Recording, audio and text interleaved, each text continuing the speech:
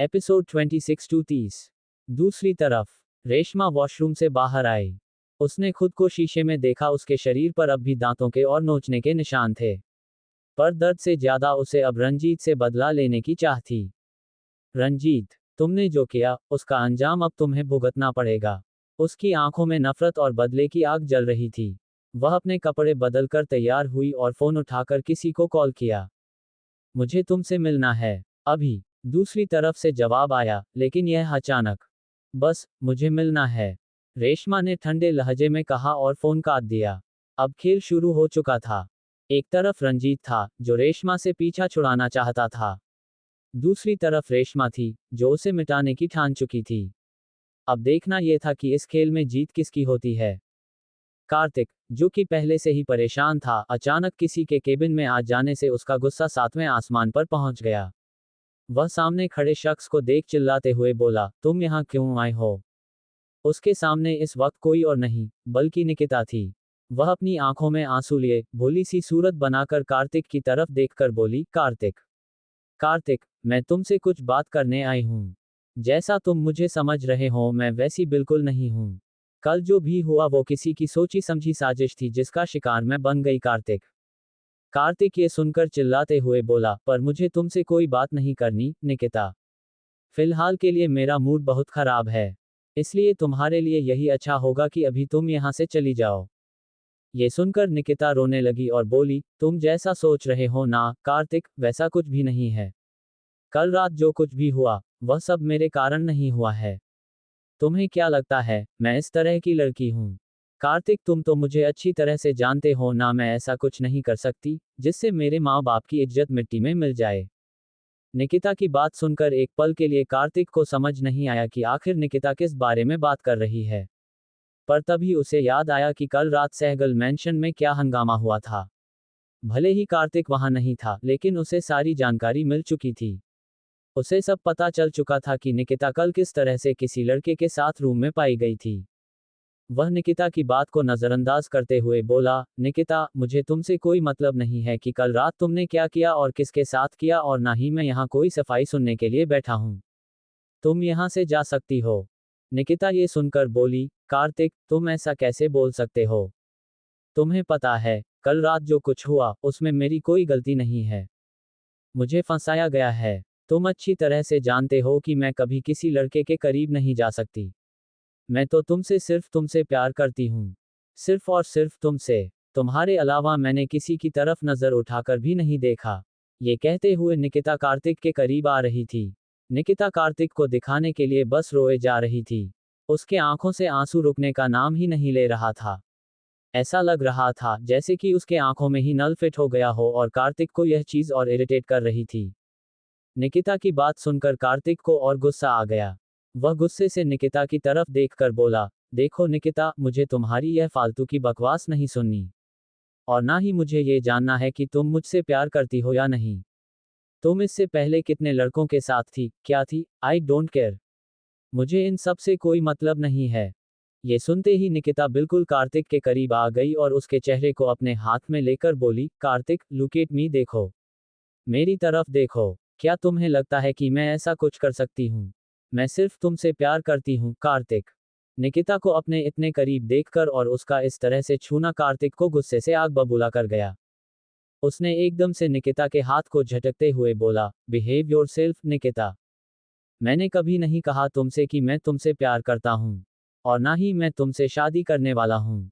ये सब तुम्हारा अपना फितूर था। तुम अपने प्यार के दावे करती थी, पर क्या मैंने कभी तुमसे कहा कि मैं तुमसे प्यार करता हूँ? तो फिर तुम मेरे सामने ये सफाई क्यों दे रही हो, जबकि मैं तुमसे बार बार यही कह रहा हूँ कि मुझे तुमसे कोई मतलब नहीं, कि तुम क्या करती हो, किसके साथ रहती हो और किसके साथ नहीं, फिर भी तुम एक ही बात को बार बार रिपीट क्यों कर रही हो?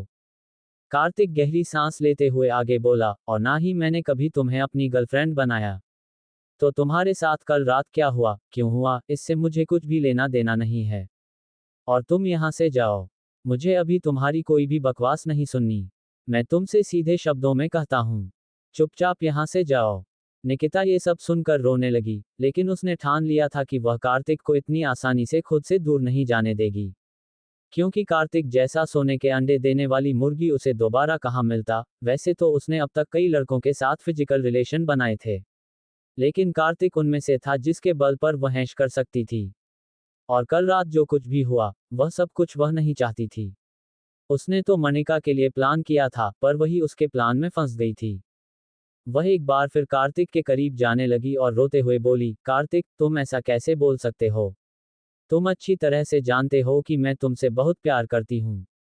तुम भी तो मुझसे शादी करना चाहते थे ना? तो फिर अब तुम इस बात से कैसे इनकार कर सकते हो? कार्तिक ये सुनकर बोला, वॉट? मैंने कब तुमसे कहा कि मैं तुमसे शादी करना चाहता हूँ? मेरी मॉम चाहती थी कि मेरी शादी तुमसे हो, पर क्या मैंने कभी तुमसे कहा कि मैं तुमसे शादी करना चाहता हूँ? वह गहरी सांस लेकर बोला, और हाँ, निकिता, दूर रहकर बात करो। तुम्हें अच्छे से पता है कि मैं मैरिड हूँ। मेरी शादी हो चुकी है। और मैं नहीं चाहता कि कोई ये देखे और उसे गलतफहमी हो। मैं नहीं चाहता कि किसी भी तरह का कोई स्कैंडल खड़ा हो, खास करके किसी लड़की और मेरे फिजिकल रिलेशन टाइप कोई स्कैंडल खड़ा हो, इसलिए तुम यहाँ से जाओ। इतना कहकर कार्तिक चेयर से उठ गया और दूसरी तरफ चेहरा करके खड़ा हो गया। तभी निकिता पीछे से जाकर कार्तिक को कसकर पकड़ ली और रोने लगी। वह रोते हुए बोली, प्लीज कार्तिक, ऐसा मत करो। विश्वास करो मुझ पर। I love you Kartik. I love you so much. Kartik ने मुट्ठी बना ली और अगले ही पल उसके हाथों को खुद से छुड़ाया और उसे दूर धकेलते हुए बोला, निकिता, तुम्हें मेरी बात एक बार में समझ में क्यों नहीं आ रही? पर निकिता भी एक नंबर की जिद्दी थी। वह भला कैसे कार्तिक को दूर जाने दे सकती थी? आखिर उसे पाने के लिए उसने इतनी सारी साजिशें रची थीं।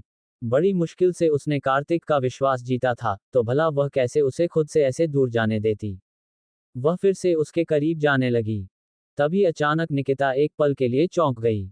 उसकी नजरें कार्तिक की गर्दन पर जाकर ठहर गईं, जहां इस वक्त बाइट के गहरे निशान थे। उस निशान को देखकर निकिता हैरानी से बोली, कार्तिक, ये कैसा निशान है? कल रात तुम कहाँ थे? निकिता के पूछने पर कार्तिक कुछ नहीं बोला। पहले तो वह खुद चौंक गया था कि आखिर निकिता किस निशान की बात कर रही है, पर तभी उसकी नज़र साइड में लगे मिरर पर गई। वह अपने गर्दन पर बने निशान की तरफ देखता है तो उसे याद आ जाता है कि कल रात जो कुछ भी उसके और मनिका के बीच हुआ, यह उसी का नतीजा है। एक पल के लिए उसकी आंखों में एक चमक सी आ गई थी। बीती रात की हर एक सीन जैसे अभी कार्तिक की आंखों के सामने से गुजरी हो, और उस सीन में जब कार्तिक को यह महसूस हुआ कि वह किस तरह से पैशनेट होकर मनिका को प्यार कर रहा था और मनिका के मुंह से भी मदहोशी में कार्तिक का नाम निकल रहा था, तो उसे मानो अंदर से उसके दिल में एक सुकून सा मिला। अभी कार्तिक अपने इस पल को सुकून को एंजॉय करता, उससे पहले ही निकिता कुछ सोचते हुए कार्तिक का हाथ पकड़ अपनी तरफ खींची और बोली, कार्तिक, कल रात मेरे घर पर इतना हंगामा हुआ, वहां सब लोग मौजूद थे, सिर्फ तुम्हें छोड़कर। तुम कहाँ थे कार्तिक? क्या तुम्हारा किसी और लड़की के साथ अफेयर चल रहा है? कार्तिक, तुम ऐसा कैसे कर सकते हो मेरे साथ? बताओ मुझे, कार्तिक, कल रात तुम कहाँ थे? कौन थी वह लड़की तुम्हारे साथ? निकिता के मुंह से यह सवाल सुनकर कार्तिक को बहुत गुस्सा आया, खासकर अफेयर शब्द सुनकर। उसके साथ कौन सा रिश्ता था? उसके साथ जो रिश्ता था वह भी तो यही कहलाता अफेयर, क्योंकि वह तो शादीशुदा था, उसकी एक खूबसूरत सी बीवी थी। लेकिन उसके बाद भी निकिता कार्तिक के साथ रिलेशन में रहना चाहती थी, तो वह रिश्ता क्या कहलाता फिर? अफेयर ही ना। कार्तिक अपना हाथ झटकते हुए बोला, it's none of your business और get lost from here. Kartik के निकिता के हाथ को झटकते ही निकिता उसे 2 कदम दूर तो हो गई, पर निकिता जाने का नाम नहीं ले रही थी। ये देखकर कार्तिक खुद आगे बढ़ा और उसे दूर झटका और अगली पल तेज कदमों के साथ केबिन से बाहर चला गया। कार्तिक को ऐसे गुस्से में बिना कुछ बताए जाते देखा तो निकिता गुस्से से बौखला उठी। वह वहां टेबल पर रखा सारा सामान फेंकते हुए बोली, नहीं, नहीं, कार्तिक, तुम ऐसा मेरे साथ नहीं कर सकते। तुम मुझे धोखा नहीं दे सकते। कार्तिक, मैंने तुमसे सच्चे दिल से प्यार किया और तुम ऐसे कैसे मुझसे दूर जा सकते हो? हाँ, भले ही मैंने बहुत से लड़कों के साथ अपनी रातें रंगीन की हैं, पर मुझे शादी सिर्फ तुमसे करनी है। मुझे मिसेस कार्तिक रावत बनना है। तभी तो मैं तुम्हारे पैसों पर ऐश करूंगी, रानी बनकर रहूंगी। चाहे कुछ भी हो जाए, मैं तुम्हें हासिल करके रहूंगी। वह आगे बुदबुदाई, और मुझे अच्छे से पता है कि कल रात जो कुछ भी हुआ, इस सब का कारण कोई और नहीं, वह मनिका है। डॉट डॉट मोनिका, तुम मेरी जिंदगी की वह ग्रहण हो जिससे मैं जल्द ही निकलूंगी। मैं तुम्हें नहीं छोड़ूंगी, मनिका। तुम्हारी वजह से आज मेरा कार्तिक मुझसे बात करने के लिए तैयार नहीं है। तुम्हें तो मैं कार्तिक और मेरी जिंदगी से बाहर निकाल कर रहूंगी। पहले तो मैं सिर्फ तुम्हें बदनाम करना चाहती थी, लेकिन अब मेरा इरादा थोड़ा बदल चुका है। क्यों ना इसमें ट्विस्ट जोड़ा जाए, और जैसा कि कल रात तुम भी गायब थी, तो इसका मतलब ये भी हो सकता है कि कार्तिक तुम्हारे साथ था। अगर ऐसा हुआ ना मनिका, तो मैं तुम्हें मारूंगी नहीं, तुम्हारी जिंदगी जहन्नुम बना दूंगी। क्योंकि निकिता की चीजों पर नजर रखने वाले को निकिता बहुत बुरी मौत देता है। ये कहते हुए निकिता गुस्से से आग बबूला हो गई। वह तेज कदमों से चलते हुए बाहर आए और वहां से जाने लगी कि तभी सामने से आ रही मनिका से उसकी टक्कर हो गई। अचानक टक्कर लगने से निकिता का पैर लड़खड़ा गया और वह जमीन पर गिर गई। वह गुस्से से चिल्लाते हुए बोली, हाउ डेयर यू! कौन इतना पागल और अंधा इंसान है जो बिना देखे चल रहा है? लेकिन जैसे ही उसने अपनी नजरें ऊपर उठाईं, तो उसकी नजरें मनिका से जा मिलीं। मनिका भी एक पल के लिए निकिता को वहां देखकर चौंक गई थी, पर अगले ही पल वह नॉर्मल रिएक्शन के साथ निकिता की तरफ देखकर बोली, देखकर खुद नहीं चल सकती और दूसरों पर इल्जाम लगाती हो।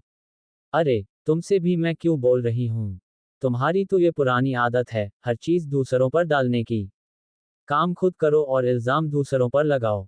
निकिता, जो कि पहले से ही बहुत गुस्से में थी, वह मनिका की बात सुन गुस्से से तिलमिला उठी। वह खड़ी हुई और मनिका पर चिल्लाते हुए बोली, यू ब्लडी बीच, तुम्हारी हिम्मत भी कैसे हुई मुझसे इस तरह से बात करने की? तुम्हें तो मैं। इतना कहते हुए निकिता जैसे ही मनिका पर हाथ उठाने वाली थी कि तभी मनिका एकदम से उसके हाथ को पकड़कर उसे दूर झटकते हुए बोली, आज ये गलती की है, दोबारा मत करना।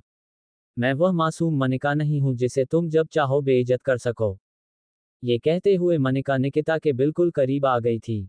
निकिता, मनिका की बात सुन गुस्से से उसे घूरने लगी। तभी उसकी नज़र मनिका के गले के नीचे बने निशान पर गई। उस निशान को देखकर निकिता एक पल के लिए चौंकी, पर अगले ही पल एक तंज भरी मुस्कुराहट के साथ बोली, वाह! क्या बात है! पति का घर क्या छोड़ा, दूसरी जगह मुंह काला करने लगी। किसके साथ मुंह काला करके आए हो तुम? बताओ मुझे। निकिता के इशारों को समझकर मनिका की नज़र जब नीचे गई, तो एक पल के लिए वह भी चौंक गई थी। पर अगले ही पल निकिता की बात सुन, उसे गुस्से से घूरते हुए बोली, मैं मुंह काला करके आई हूं या रंगीन रातें बिता कर आई हूं, यह मैं तुम्हें क्यों बताऊं? तुम होती कौन हो ये सब जानने वाली? मनिका की बात सुन निकिता हंसते हुए बोली, अरे हाँ, मैं तो भूल ही गई। तुम्हारी तो हर रात रंगीन होती है ना। हर रोज नए नए मर्द चाहिए तुम्हें, सही कहा ना मैंने? तो मैं क्यों तुमसे पूछूंगी, राइट? मनिका गुस्से से उसे घूरते हुए बोली, तुम्हारी यह बात सुनकर पता है मुझे क्या लग रहा है, यहाँ पर तुम मेरा करैक्टर नहीं अपने कैरेक्टर के बारे में बता रही हो। खुद की गलती मुझ पर मत डालो, तो ज्यादा अच्छा होगा। खुद हर रात दर्जनों मर्दों के साथ बिताती हो और इल्जाम मुझ पर लगा रही हो।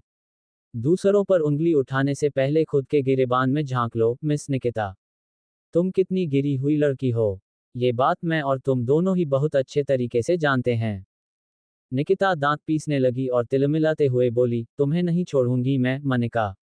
अब तुम देखना, मैं तुम्हें कैसे बदनाम करती हूँ। निकिता की बात सुन मनिका हंसते हुए बोली, अच्छा, अगर कोई औरत अपने ही पति के साथ रात बिताए तो इसमें क्या गलत है? अगर मैं अपने ही पति के साथ कल पूरी रात थी और उसके साथ एंजॉय कर रही थी, तो इसमें कहाँ से गलत हुई मैं? बताइए जरा मुझे, मिस निकिता। लेकिन एक बात बोलूं यार, मेरा पति क्या मस्त हॉट बंदा है, मैंने तो सोचा ही नहीं था कि मेरा पति इतना पैशनेट हो सकता है। मुझे इतनी पैशनेट किस कर रहा था, वो मुझे पागलों की प्यार कर रहा था। तुम्हें दिखा नहीं सकती मेरी बॉडी पर कहाँ कहाँ बाइट के निशान है, और वह सब मुझे मेरे हस्बैंड कार्तिक ने दिए हैं। मनिका की यह बात सुनते ही निकिता हैरान रह गई। उसे यकीन नहीं हो रहा था कि कल रात कार्तिक और मनिका साथ थे। पहले तो उसे बिल्कुल भी विश्वास नहीं हुआ, पर अगले ही पल उसे कार्तिक के गले पर बने निशान याद आ गए। उन्हें याद कर वह बुरी तरह चौंक गई थी। पर वह तुरंत ही मनिका की बात को इग्नोर करते हुए बोली, मैं नहीं मानती। कार्तिक तुम्हारे करीब भी नहीं आना चाहता, तुम्हें देखना तक नहीं चाहता, तो भला वह कैसे तुम्हारे साथ रात बिता सकता है? अपनी गलती दूसरों पर डाल रही हो ना? तो मनिका, अब देखो मैं क्या करती हूँ। क्योंकि मैं ये बात अच्छी तरह से जानती हूँ कि कार्तिक मुझसे प्यार करता है, वह मेरे करीब शादी से पहले नहीं आ रहा है। तो वह तुम्हारे करीब कैसे आ सकता है, जबकि वह तो तुम्हें अपने सामने तक देखना बर्दाश्त नहीं कर सकता। इसलिए ये जो तुम बोल रही हो ना कि तुम्हारे साथ पिछली रात को कार्तिक था, ये झूठ मेरे सामने मत बोलो। जो भी तुम्हारा यार है, जो भी तुम्हारा वह आशिक होगा ना, उसे कार्तिक रावत बनाने की कोशिश मत करो। मनिका ने निकिता की बात सुनकर हंसते हुए कहा, तुम्हें जो करना है करो। I don't care. मैं तुम जैसी लड़कियों की बातों से नहीं डरने वाली। मैं भी देखूंगी निकिता कि तुम आखिर क्या कर सकती हो। और अब जब मेरा पति मेरे साथ है, मेरा पति मुझसे प्यार करता है, तो किसी के बाप में इतनी हिम्मत नहीं है कि वह मुझ पर उंगली उठा सके। और अगर तुम्हारे अंदर इतनी हिम्मत है ना कि मेरे पति कार्तिक रावत की वाइफ पर उंगली उठा सको, तो उठाकर देख लो, फिर देखना मेरा पति तुम्हारा क्या हाल करेगा। मनिका ने फुल कॉन्फिडेंस के साथ इतना कहा और बड़े ही एटीट्यूड के साथ वह वहां से बाहर चली गई। वहीं निकिता मनिका को जाते देख अपने हाथों की मुट्ठी भींचकर गुस्से में बोली, बहुत उड़ रही हो ना मनिका। देखो आज कैसे मैं तुम्हें बदनाम करती हूँ। पूरे घरवालों के सामने तुम्हारी इज्जत की धज्जियां नहीं उड़ाई तो मेरा नाम निकिता नहीं। और तुम जो इतनी उड़ रही हो ना कि कार्तिक ने कल रात तुम्हें अपना लिया है, तो अपनी माँ के सामने कार्तिक का भी मुंह नहीं खुलता है। तो अब मैं भी देखती हूँ कि सबके सामने तुम्हें बदनाम होने से कार्तिक कैसे बचाता है। ये कहकर निकिता भी तेजी से कॉलेज से बाहर आ गई। निकिता सीधे वहां से सहगल मैंशन पहुंची। वहां जाकर वह हंगामा मचाकर रख दी। वह सभी को बढ़ा चढ़ाकर मनिका के खिलाफ भड़का रही थी। दादाजी यह सुनकर बोले, निकिता तुम्हें पता भी है कि तुम किसके बारे में बात कर रही हो। वह तुम्हारी बहन है और मैं उसे अच्छे से जानता हूँ। वह ऐसा कुछ भी नहीं करेगी। दादाजी की बात को सुनकर तो निकिता को पहले बहुत गुस्सा आया, क्योंकि एक बार को सब मान लेंगे कि मनिका और राहत ऐसा कर सकती है, लेकिन दादाजी और दादी इस बात को मानने के लिए कभी तैयार नहीं होंगे।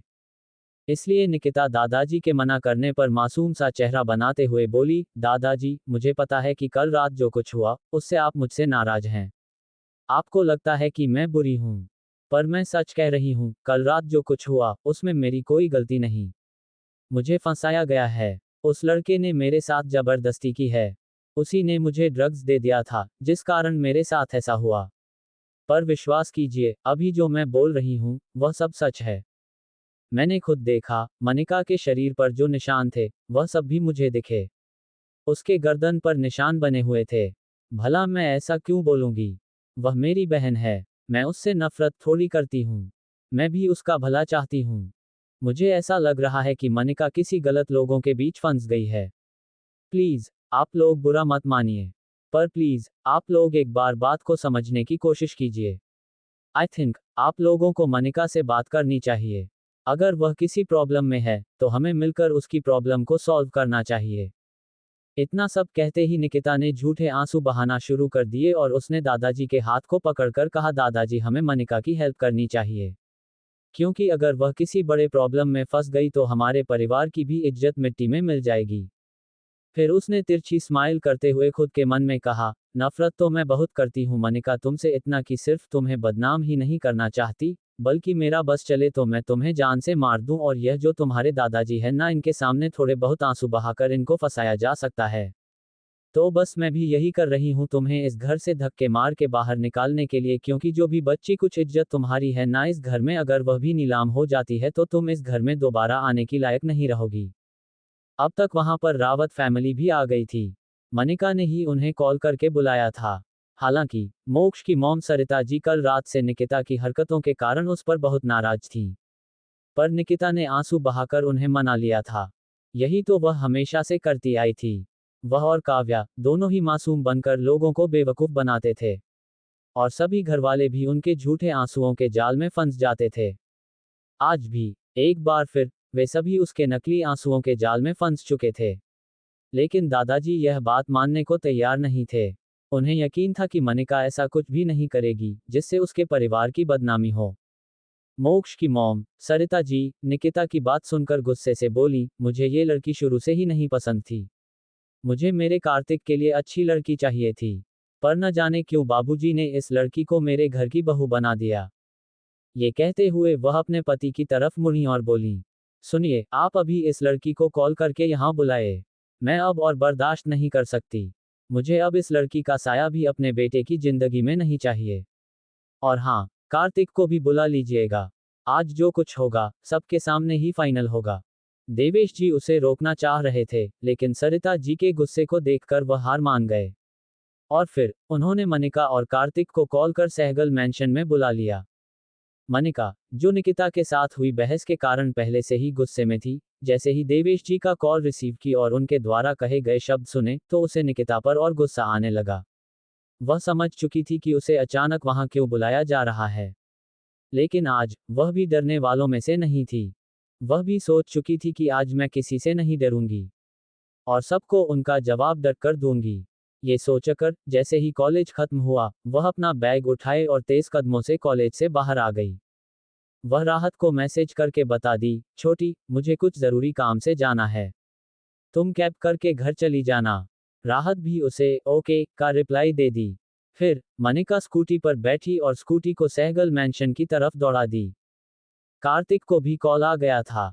हालांकि कार्तिक को इस बारे में कुछ भी आइडिया नहीं था, पर अपने दादाजी के बुलाने के कारण वह भी सहगल मैंशन के लिए निकल गया था। वही सहगल मैंशन में सभी हाल में बैठे हुए थे, वहीं निकिता एक साइड बैठी मुस्कुरा रही थी। काव्या भी आ गई थी और निकिता ने उसे सब कुछ बता दिया था, जिस कारण वे दोनों ही बहुत खुश थीं। वे दोनों अब मनिका की बेइज्जती होते हुए देखना चाहती थीं और बड़े ही बेसब्री से मनिका के आने का इंतजार कर रही थीं। तभी मैंशन के सामने मनिका की स्कूटी आकर रुकी। मनिका ने एक साइड स्कूटी खड़ी कर अंदर आई तो हॉल में ही सभी लोग दिख गए। सबसे पहले वह अपने दादाजी के पास गई और उनका पैर छूते हुए बोली, कैसे हो आप दादाजी? दादाजी मुस्कुराए और बोले, अच्छा हूँ मेरी बच्ची। और मेरी बच्ची कैसी है? ये सुनकर मनिका मुस्कुरा कर बोली, मैं बहुत अच्छी हूँ दादाजी। तभी उसकी नज़र हॉल में मौजूद सभी लोगों पर गई, जहां सभी उसे गुस्से से घूर रहे थे। विजय जी अपनी जगह से उठे और मनिका की तरफ देख थोड़ी तेज आवाज में बोले, मनिका, ये सब क्या सुन रहा हूं मैं? मनिका विजय जी की बात सुन उनकी तरफ देखी और बोली, मुझे क्या पता आप क्या सुन रहे हैं। मनिका की बात पर विजय जी थोड़े गुस्से भरी आवाज में बोले, यह क्या बदतमीजी है मनिका? अपने डैड से तुम इस तरह से बात करोगी? अभी अभी निकिता ने जो कुछ कहा वह क्या है?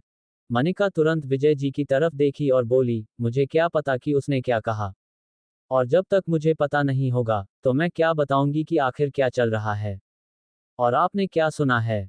मेरी लाइफ में तो सब कुछ अच्छा चल रहा है, बाकी निकिता की लाइफ में क्या चल रहा है ये तो मुझसे ज्यादा आप सब जानते होंगे, है ना?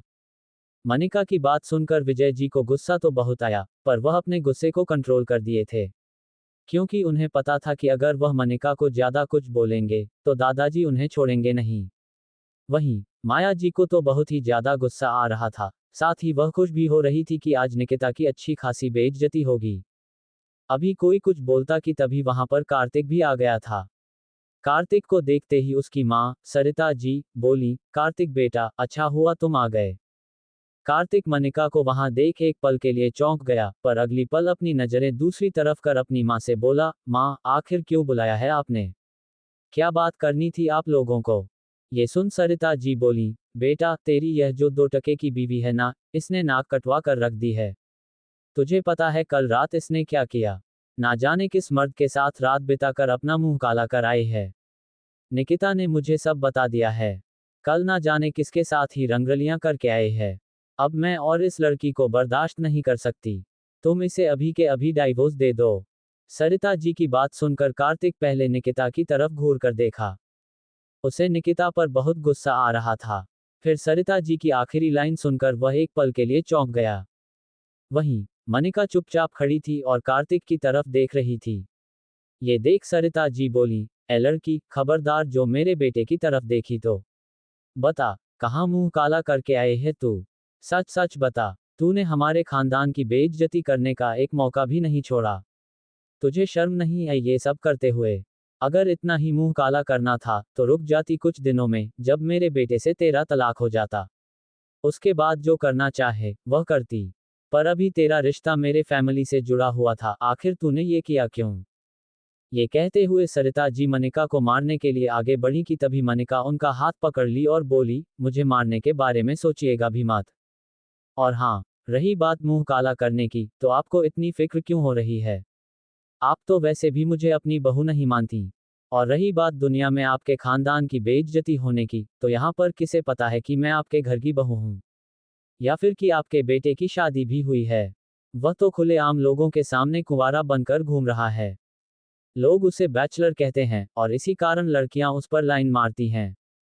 तो बेहतर होगा कि पहले आप अपने बेटे पर ध्यान दें, मुझ पर नहीं। सरिता जी को बहुत तेज गुस्सा आया। वहीं मनिका के ऐसे हाथ झटकने से उनके हाथों में दर्द होने लगा था।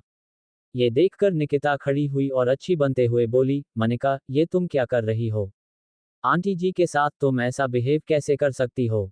वह तुमसे बड़ी हैं। तभी माया जी भी गुस्से से आई और मनिका को भला बुरा बोलने लगी। मनिका चुपचाप सुन रही थी। उसकी नजरें कार्तिक पर गईं, जो कि अभी भी बिल्कुल चुप था। ये देखकर मनिका का गुस्सा और बढ़ गया।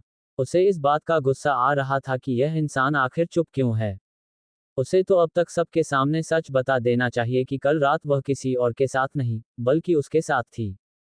वह एकदम से चिल्लाते हुए बोली, बस बहुत हो गया। अब मैं और आप लोगों की बातें नहीं सुनूंगी।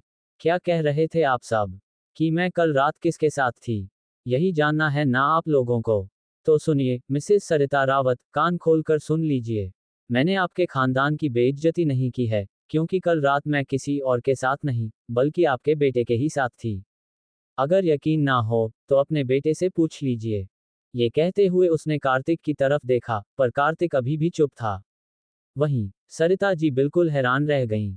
उन्होंने हैरानी से अपने बेटे की तरफ देखते हुए कहा, कार्तिक, ये लड़की क्या कह रही है? क्या कल रात तुम इसके साथ थे? मेरी तरफ देखो बेटा, सच बताओ, जो ये लड़की कह रही है क्या वह सच है? कह दो कि यह लड़की झूठ बोल रही है। कार्तिक अभी भी चुप था। ये देखकर मनिका का गुस्सा और बढ़ गया।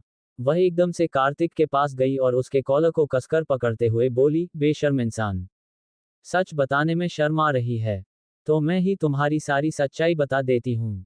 इतना कहकर वह एक झटके में कार्तिक की शर्ट के बटन तोड़ दी, जिससे उसकी अपर बॉडी सबको दिखाई देने लगी। उस पर बहुत सारे बाइट और नाखूनों के निशान थे। सभी लोग ये देखकर बिल्कुल चौंक गए थे।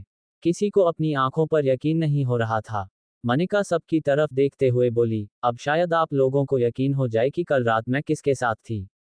कल रात मैं किसी गैर मर्द के साथ नहीं, बल्कि अपने ही पति के साथ थी और काफी अच्छे से एंजॉय किया। अगर आप लोगों को अभी भी यकीन नहीं कि ये जो निशान बने हैं, वे किसके हैं, तो कहिए, एक बार फिर मैं निशान बनाकर आप लोगों को दिखा दूं। मनिका की इस तरह से बेशर्मी भरी बातें सुनकर सभी को बहुत गुस्सा आ रहा था। पर दादाजी को निकिता पर गुस्सा आ रहा था, क्योंकि यह सारा हंगामा निकिता की वजह से हुआ था। वह सबकी तरफ देखते हुए बोले, बस बहुत हो गया। तुम सब ने मेरी पोती पर बहुत इल्जाम लगा लिया। मैं ये सब बर्दाश्त नहीं करूंगा। तभी मनिका बोली, नहीं दादाजी, अभी कुछ बाकी रह गया है। इतना कहकर उसने सबकी तरफ देखा और बोली, आप लोग क्या कह रहे थे? कि मेरा इस इंसान से डाइवोर्स होगा? अरे, आप लोग क्या ही डाइवोर्स करवाएंगे? मैं खुद इस इंसान को डाइवोर्स देना चाहती हूँ। जो इंसान अपने ही घर वालों के सामने अपनी बीवी की बेइज्जती होते हुए चुपचाप खड़ा देख रहा है, उसके लिए स्टैंड नहीं ले सकता, उस इंसान की मेरी जिंदगी में कोई जरूरत नहीं है। मैं कल ही डाइवोर्स पेपर भेज दूंगी। डाइवोर्स पेपर पर साइन कर देना, मिस्टर कार्तिक। और हाँ, रही बात एंजॉय करने की, तो मिस्टर कार्तिक रावत से डाइवोर्स लेने के बाद मैं जरूर दूसरे लड़कों के साथ एंजॉय करूंगी। क्योंकि मुझे भी अपनी लाइफ खुलकर जीनी है। बहुत रह लिया मैंने बंदिशों में, पर अब मुझे आज़ादी चाहिए। इतना कहकर मनिका ने गुस्से से कार्तिक की तरफ घूर कर देखा। वहीं मानिका की बात सुनकर कार्तिक को भी गुस्सा आ गया। उसने कसकर अपनी मुट्ठी बांध ली, पर चाहकर भी अभी कुछ बोल नहीं पाया। वहीं मनिका तुरंत ही अपने बालों को झटका और बड़े ही एटीट्यूड के साथ तेज कदमों से वहां से बाहर चली गई। मनिका को ऐसे जाते देख कार्तिक मन ही मन बोला, नहीं मनिका, तुम्हें मैं नहीं छोड़ूंगा। चाहे तुम कुछ भी कर लो, बीवी तो तुम सिर्फ मेरी रहोगी। तुम्हारी जिंदगी पर, तुम्हारे जिस्म पर, यहाँ तक कि तुम्हारे रूह पर सिर्फ और सिर्फ मेरा हक है। तुम सिर्फ मेरी हो, मिसेस मनिका कार्तिक रावत। रावत मैंशन के कमरे में एक लड़की बेड पर लेटी हुई फूट फूट कर रो रही थी। उसने तकिए में अपना चेहरा छुपा रखा था और उसके रोने की आवाज कमरे में गूंज रही थी। उसके आंसू उसके दर्द को बयां कर रहे थे। वह लड़की रोते हुए बोली, मुझे नहीं पता था ईशान कि तुम मुझसे नहीं, मेरी फ्रेंड से प्यार करते हो। मैंने तो तुम्हें पहली नज़र में अपना मान लिया था, पर तुमने तो मुझे कभी इस लायक समझा ही नहीं। मुझे तो लगा था कि तुम भी मुझसे मोहब्बत करते हो। तुम्हारा मेरी केयर करना, मेरी हेल्प करना, मुझे हर वक्त यही लगा कि तुम्हारे दिल में भी मेरे लिए वही मोहब्बत है, जो मेरे दिल में तुम्हारे लिए है। हाँ, माना कि मैंने कभी तुमसे अपने प्यार का इजहार नहीं किया, पर मैं यह नहीं जानती थी कि मेरा यह न करना मेरी मोहब्बत को मुझसे दूर ले जाएगा। उसने आंसू पोंछते हुए कांपती आवाज में कहा, और अगर तुम्हें मोहब्बत हुई भी तो किससे? मेरी सबसे अच्छी दोस्त से। अगर कोई और होता तो मैं उससे अपने प्यार के लिए लड़ जाती। पर मैं अपनी दोस्त के सामने कैसे खड़ी हो सकती हूँ? नहीं, मैं कभी भी अपनी दोस्त का बुरा नहीं चाहूंगी। मेरे लिए मेरी राहत सबसे पहले आती है, और तुम बाद में। आज जितना दर्द मुझे हो रहा है ना, उतना दर्द मैंने आज तक कभी महसूस नहीं किया। ये कहते हुए ईशानी फूट फूट कर रोने लगी। हाँ, ये लड़की कोई और नहीं, ईशानी ही थी। जहां सभी लोग सहगल मैंशन गए थे, वहीं ईशानी यहीं पर रुक गई थी। उसका अभी कहीं जाने का बिल्कुल भी इरादा नहीं था। जब से वह कॉलेज से आई थी, रूम में बंद होकर बस लगातार रोए जा रही थी। उसके कानों में ईशान के कहे शब्द गूंज रहे थे। ईशान का इस तरह से राहत के लिए प्यार जताना उसे अंदर तक तोड़ रहा था। ईशानी लगातार रो ही रही थी कि अचानक उसका फोन बजने लगा। फोन की रिंग सुनकर उसका ध्यान भटका। उसने कांपते हाथों से फोन उठाया, और स्क्रीन पर फ्लैश हो रहे नाम को देखकर उसकी आंखों से और भी तेजी से आंसू गिरने लगे। इस वक्त कोई और नहीं, बल्कि ईशान ही उसे कॉल कर रहा था। फोन के दूसरी तरफ ईशान था, और रोते हुए ईशानी बोली, क्यों? क्यों ईशान, अब क्यों मुझे कॉल कर रहे हो? जब तुम्हें मुझसे कोई मोहब्बत ही नहीं है, तो फिर मुझसे बात करने की क्या जरूरत?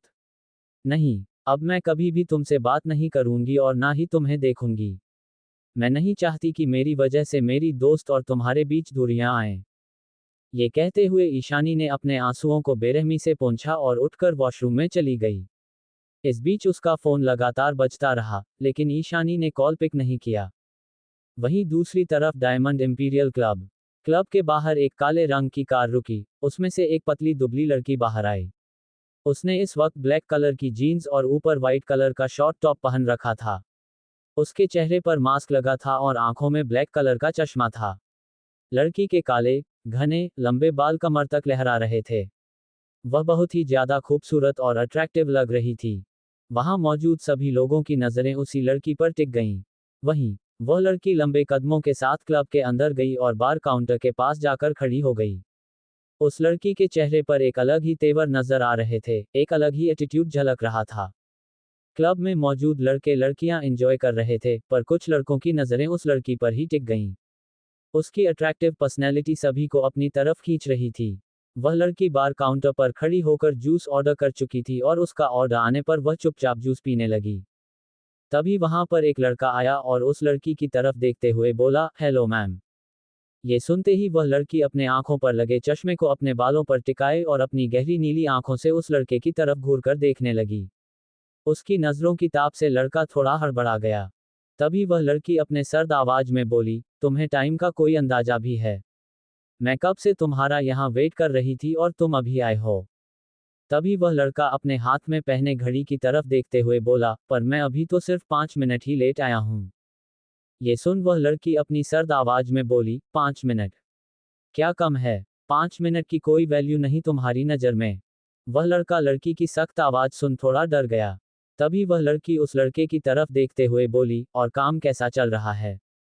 इस पर वह लड़का बोला, मैम, ऑफिस का काम सब अच्छा चल रहा है। तभी वह लड़की उस लड़के की बात सुनते हुए बोली, गुड, अच्छी बात है।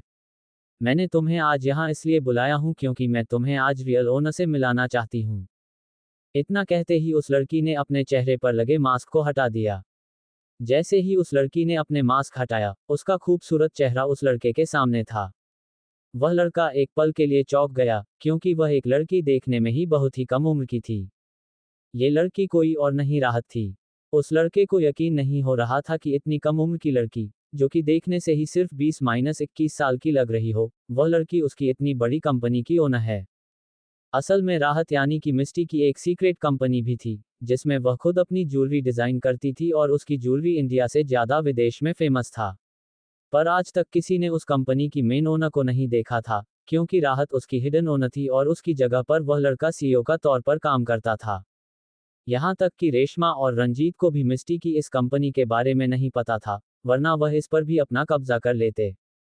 ना जाने क्या सोचकर राहत ने इस कंपनी के बारे में किसी को नहीं बताया था, पर उसने सोचा था कि एक दिन वह रंजीत को इस कंपनी के बारे में बता देगी और फिर यह कंपनी उसे गिफ्ट के तौर पर देगी। इसके साथ ही साथ उसने रेशमा के लिए काफ़ी अच्छी डिज़ाइन की ज्वेलरी भी बनाई थी, लेकिन उससे पहले ही उसकी आंखों के सामने रंजीत और रेशमा की सच्चाई आ गई। और शायद यह अच्छा भी हुआ, वरना आज मिस्टी की यह कंपनी भी उसके हाथ से चली गई होती। राहत अपने सर्द आवाज में इस लड़के की तरफ देखते हुए बोले, लो अभिनव, मुझे देखना तो हो गया, अब काम की बात करें। तभी वह लड़का हड़बड़ा कर बोला, सॉरी मैम। ये सुनकर राहत उसे घूरते हुए बोली, नेक्स्ट कंसाइनमेंट कब देना है? ये सुन अभिनव बोला, हमारी कंपनी हर साल ज्वेलरी कंपटीशन में फर्स्ट आता है। इस बार भी कंपटीशन होने वाला है और उसमें आप जो ज्वेलरी बनाती हो वही कंपटीशन में जाता है। राहत यह सुनी और अपना फोन ओपन कर कुछ ज्वेलरी के स्केचेस उस लड़के को दिखाएं और फिर कुछ ही मिनट बाद वह फोन में कुछ करते हुए बोले, मैंने तुम्हें मेल भेजा है, उसे चेक कर लेना। यह मेरी न्यू डिज़ाइन की गई ज्वेलरी है। ये सुन अभिनव बोला, ओके मैम, काम हो जाएगा और इस बार भी हमारी ही कंपनी जीतेगी।